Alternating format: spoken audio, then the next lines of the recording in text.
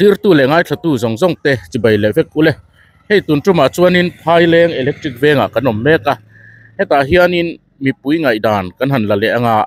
ain dotin kan la le zar zaranga ti chuanin tb om lovin ti han kan ma to pang itla hian ZPM in khom pui tur puldung sen khom pui tur an lo om teu maya hei tuna po hian ZPM flag in tar tuar mai hei pui khop mai ikhan kan lo zo che pu program in nei deu mi anh này đểวันyang đó nè ani chu ya conference nge nge ni khoi mu na nge普通社son ani tak kan chiang khop mai so kan la kan lang nge pok kan ring ani chu ole lu tharan tam khop mai anh đi một mai ang zam nge ti lu le don he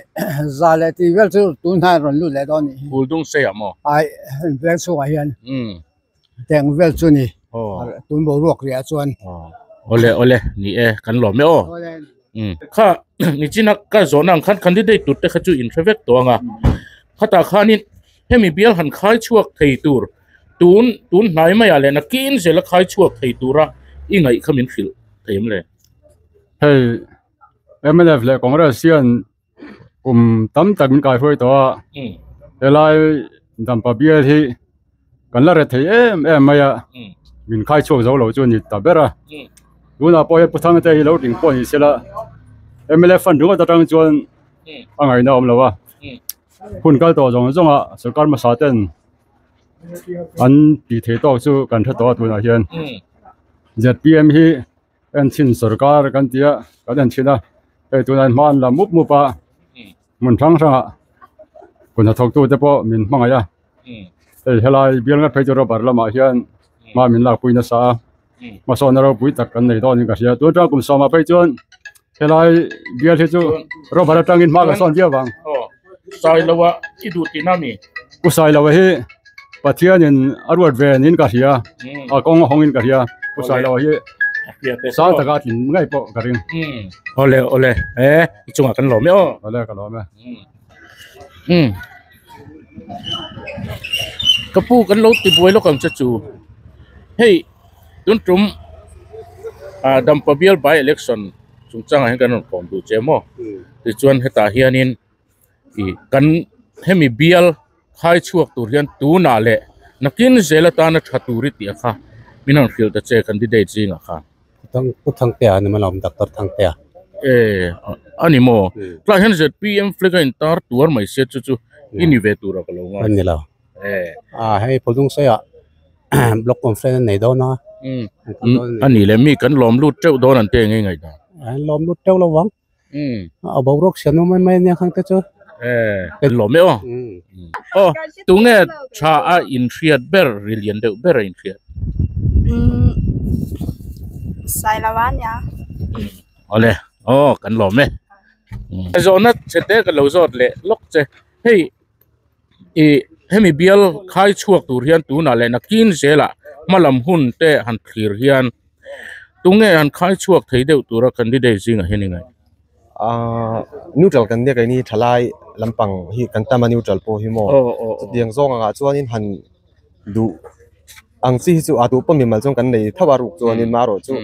thalai ya kha chuanin soithia ma har ka de tin huna chong kala soi thei mai lo ani le chut lai chuanin mi nga ya han pong te wai i riat ka ning khil che mi ngai anga han pong anga soi tur po chong kai ni thalai tan chuanin hanin zo tap chon chan thiam hara chan chu atu party po ni se ZPM mo MNF mo congress mo po ni se kan tha an ti tlan ve ka wang hianin kala ya khan han pong bi ka han soi tur em hi lo om thri lo ka ti alom ome kan lom me ole khai in ome in mo khai hey do river nei thave te relo te kan lo ti boi lok che hey dam pabil by election ani dona zo na toy te kan zo tang chenga tu na le hun lo lakal zel tura mo mason nain ma mo hle maya hetla hianin school building le engemo mason building lian pui ma mo ani pu john ro tluang lian nge nia pu thang te nge pu sai lo nge pu minga idu ber hey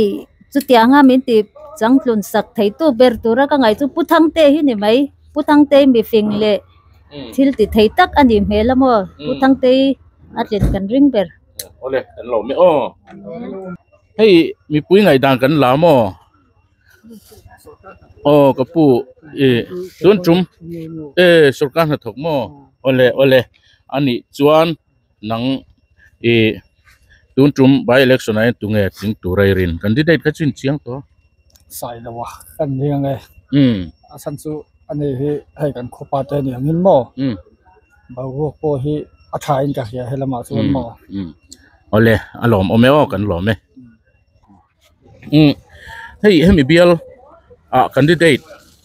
tura riat vek to tro chuta chuanin tunge tun huna le nakin zela hemi khai chuak thei tura MLA tha atana indu dewa puthang te hi chu je chu ani hi chu tunma pom mi thala minister tan ya chu wang kan bial nu fum kai shok to chan puthang te tu om ga thala tina tin nei pokaring avalo mom ve ani chu kan lo me o kapu hey heti live veng hi min lai veng electric veng pu john ro tlong le nge pu sai lo nge pu minga nge puthang te ti de iril ru min chu te puthang te hi hemi bial ma son tan tuanin atha don lo man le kan te de helai bial le khua nei tu te pon engem sa the chu tu kan mu dan te po ani in ama hi kan sia tangin engkim experience nei le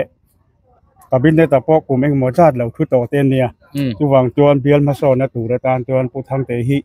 sing thei sila chu kan du dan chu ni alom ome ole tan kal se lang e o hey I không ai kal dona tel ka khal dona I le mo ka te ani tak chu ole hey chun chum by election a hianin in nei thalom hle maya chuta chun tunge tling tura in rin de sarkar lai chun tiang chuwa ole chuta chuan tunge sarkar lai candidate ka wala sai lo ole kan lo me o kan ya ma sa sarkar lai tin ka ring ole kan lo me hey camera nang kan ri rup sia poi lo mo kha zo na chete kan lo zo teng chu I tun chum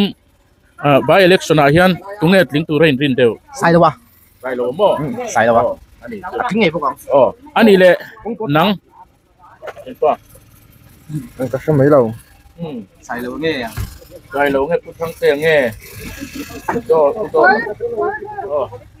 nên tụi nghe tiếng tụi ra in rin hui cả sẽ thiam lâu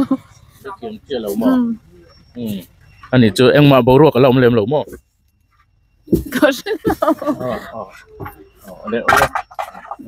anh lồng mẹ o cái pu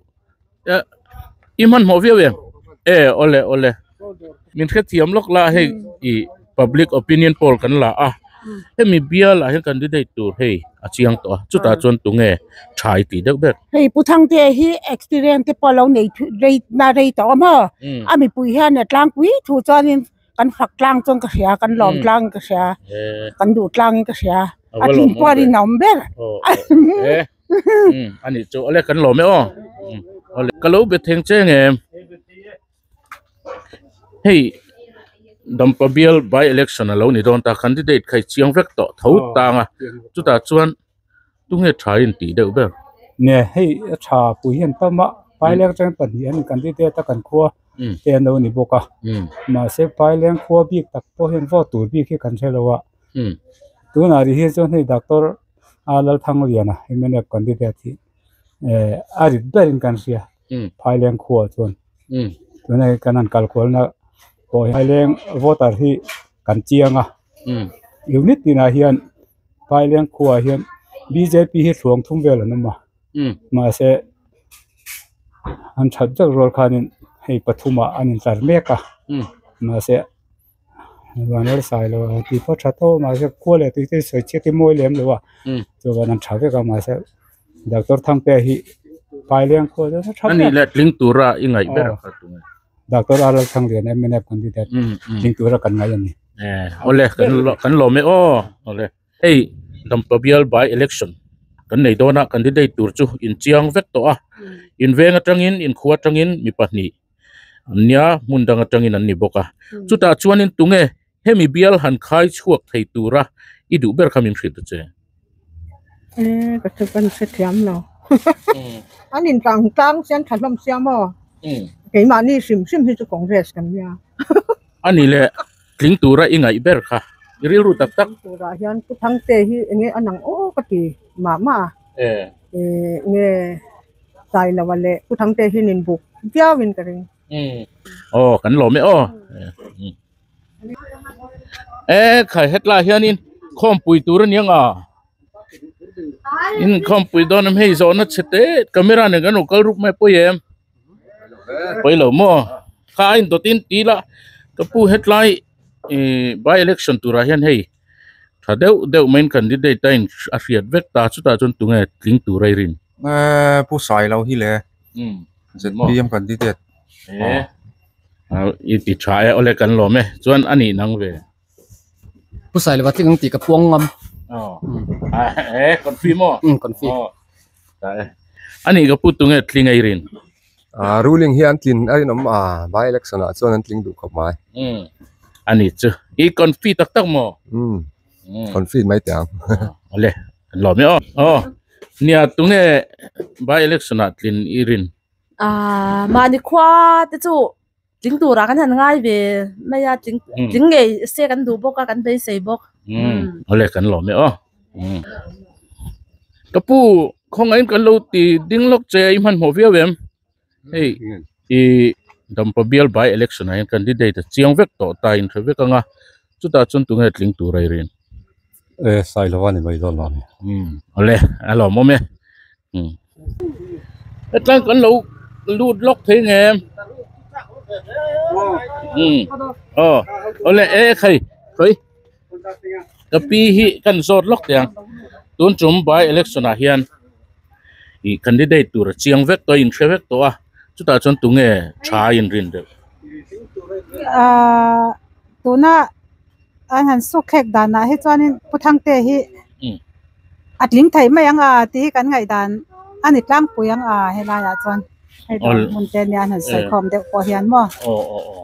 ani chu ole rak hi athariau in ka sia kan lo me kapi kan lo lut lok the ngem camera ne kan ni rup mai poyem hey nang ni chu hei fleck eng ani tlat mai tling tura irin khan soi ve reng te anh mà ka sabi đâu tu nghe thing đó ni em ne phong an thing đó le kan tam ang dang thau se mani ho ani chu kan lo me ole khai kapi không ai min lo hey by election kan nei don tu nge hetla hen dian pui pui non dinga tling tu rai rin de cái sách hiếm lâu han pong deuh det ten no mem cái sách về bắt lâu chút tiếng bổng em mới nói bộ ole kan lo me ole ta hian không ai min tin sak them min tin sak lok them hey camera ne kan ri rupa poi lo tro tun chum by election tu ra hen tu nge ting tu rain rin de siat thiam chu har khop maya wanal sai lo hi an soi pula mi an soi ru ma se puthang te hi an rin dan ta pui chu ni ole kan lo me chuan thian pa hi ti vele nga lang puthang te le sai lo hi anin el tok karinga mo ami mal ang tak chuanin ka selawa neutral hi om theilang te ma se ka neutral ani le ka sa thiam lo ating puthang te le sai lo chuan tum tok chu karing in neutral chung khan pong de udet al ri fiam atir kha chuanin puthang te hi ka ring do ma zo ka mo I sai lo ai chuan ma se tu na hian sai lo hi enge aron kang le do man leo ka ti tiếng trong ngày đàn chú cái này đâu cái anh buộc tốt viêu chú cái ring puthang tele sai lâu hi mo ole bi ka hian ole kan lo me hey camera ne kan ni rup sia anuam lo vet thia zona chete kan zo tang chu chu hey kan bial ti mang heta dam pa bial by election a hian candidate turin chiang to thawa tunge tling tura in rin deu tunga man tling don le ka hem ya lo maya atling ter chu nam thawang ma ra chu ache chi chu kala hlo mai hachia lo ya ani le ingai dana le mi trong kami hriat tu nge han sang de le kai hri leng wa tuna han pali an candidate ro tuna hin le khoi lam kan ngai ni khoi lam ma kan lo le dam ba bia la sonin doctor sang te hi atlin hel mang o te kan tia ole kan lo me o pu ni le tuna hianin hei kan in thlang don ani a tunge hemi bial khai chuak tur hianin tlinga in rin de rin ber chu helai dam pa bial la chona minister chu pakhat ama kami ruling a thang em o ti ka ngai ko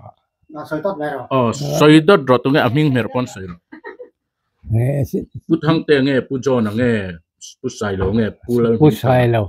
pu sai lo hi ruling ang de nya mi pui ri ru po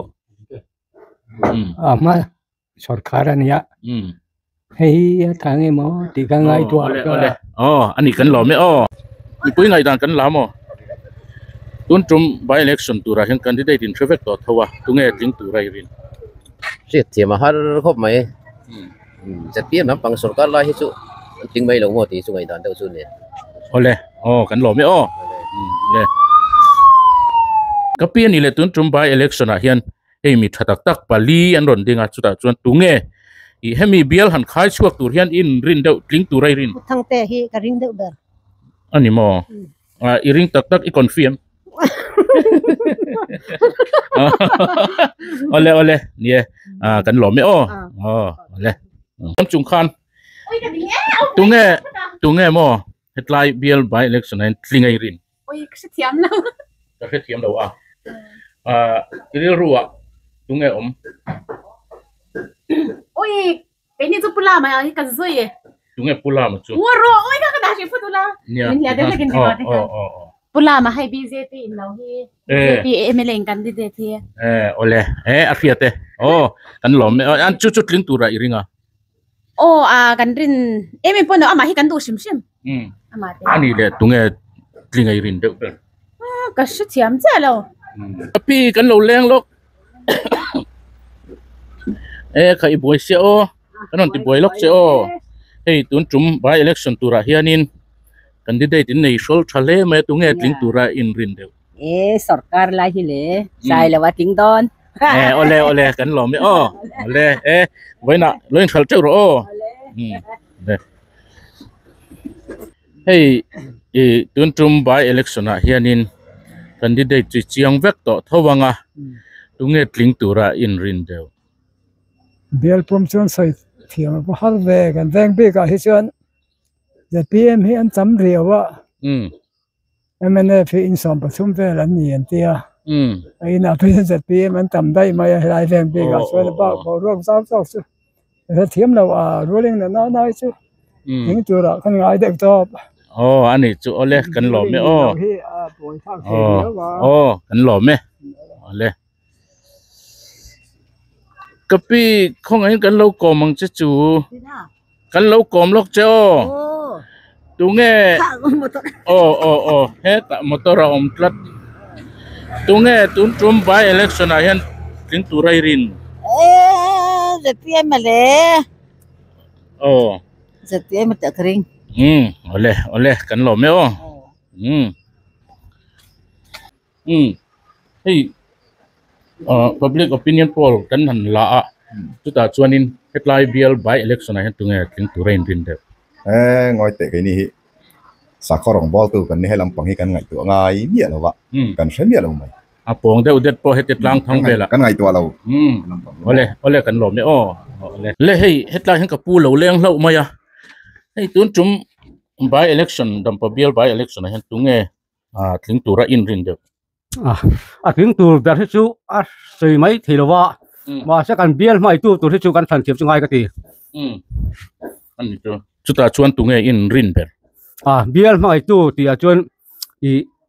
phai leng pa nge hi I bial se chiang tu le kan har sat mang an se chiang tu i dam lo ni khwa po kan ban ngam hi i ting se ka ti ole kan lo me o phai leng pa hi pakhat chi adinga vanal sai lo hi ai zol pa nia phai leng pa lo wa phai leng khachuak an ri got phai leng pa lo vanal sai lo wa ole kan lo me ole hei ka pu hi kan mu fu lau maya hei tun chum by election tura hianin dampa bial by election tura hian candidate an thakho mai tunge tling turai rin ya hei tling tur kan rin le chu em da fi kan ring de bera arena chuan se chu tirwal chuan party kan dar tal ve a ti mani ko hi phai leng thim ai chuan em da fi chu that ring ole kan lo me ei hun hutak min pe a enge ga pi kha ni thian pa tel ho kan lo deng chau mai chuan ga pi khong ain ni camera ne kan rup semin khe thiam ula tun chum by election tura hian tunge tha a in thia ting tura in rin kha ting tur chu ka se thiam cha lo mo ma se ting se ka du chu sai la wa a chan chu opposition visin en lo nei ai chuan in ruling party nge kha ka lo a sai la wa a that lo lam wang ko ni la vin se thiam em ani le i mani bial te chu in manga em anga du sakjong ni loin thatura irin berkha tunge ni hemi bial ta na thatura irin berkha mani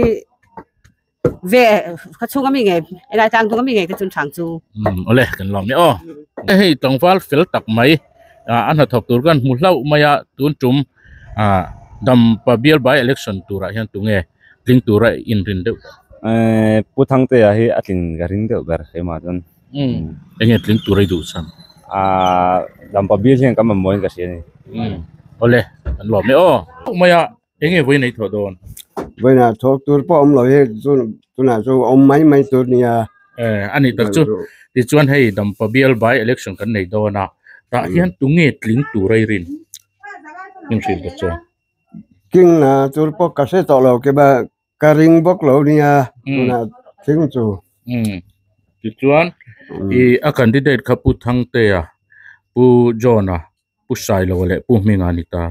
chumi zinga chuan tunge tling turai rin be khapok kema la thiambok lo khaba soi thei lo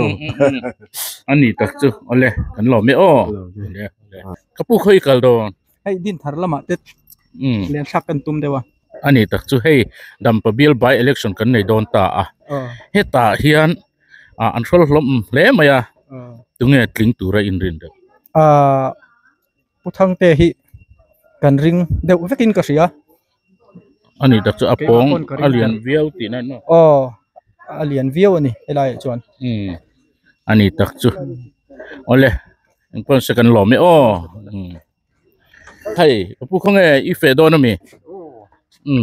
hei zo na chete kan zo tang chenga tun tum by election ai tunge tling turai rin min thil ta che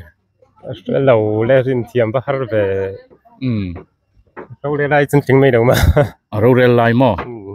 ole kan lo me ole by election tura hian tunge tling turai rin tun din mun a he chuan ne kan MNF candidate puthang te hi mi puinol pui chuan kan la fakin tlin chu kan la ring deutlang pui chu ni ani tak chu ani na tak mo ni ani na tak ka kan trian dan kan mu dan ne maya ani le puthang te ngei du na chan puthang te hi chu arampum politician mai ba ka mi thiam le Mizoram tan hian thil ro pui tak ti thei tura mi fin le rem sian in ka sia ole kan lo me tun tum by election hian tunge tling turai rin rolling sia sa chu ban tling tura ka ngai mai ole kan lo me hei tun tum by election tura hianin tunge han tling deu tura inga headline apa pani anding box sia tunge tha iti deu ber nia atian kan ti dai teng India rama hianin district nufual an thanzinga hianin Mizoram apo mami district hi kan tel ve ni chu India ram pum puya lo ni ta chuta mami district kan han tel hi chuan chu mi singa chun ma mi district zinga chuanin hei dampa bial hi ma mi district kan lani le ta chuan state khai chu angai o kati district khai chu angai district nufual kan lo ni ta ni chuan tuna kan candidate te zinga hianin chumi central lampanga min pop min biak po sak thai tu tura kadu bera chu midang hi an thalave tina ni lovin experience po lo nei to Dr. Arnold Thanglian hi kadu ber midang hi an thalave katina ni lovin ama hi tha kati berani chuwang chuanin ama hi dampa bial min ti ma son tu tura tan le central atanga sum min hai lu puya hetlai district na hetlai dampa bial min ti ma son thai tu tura tan na sum le pai min hai chua sak tu tura tan na kadu berania chuan tlingai turin du sakna ka hlan poke ole kalome o kan lome ole khati zong kha ni le ri phot sela pol kan lak te zinga ti mai kan nei pal ani chuan in ron complain vat don nia ti mai nei lovin clear big nei lovin ain dota kan kom zong te kan ti chuak vek zel ani ti kha clear tu te kan in riat tir ani in zawaya chunga lom thu kan soye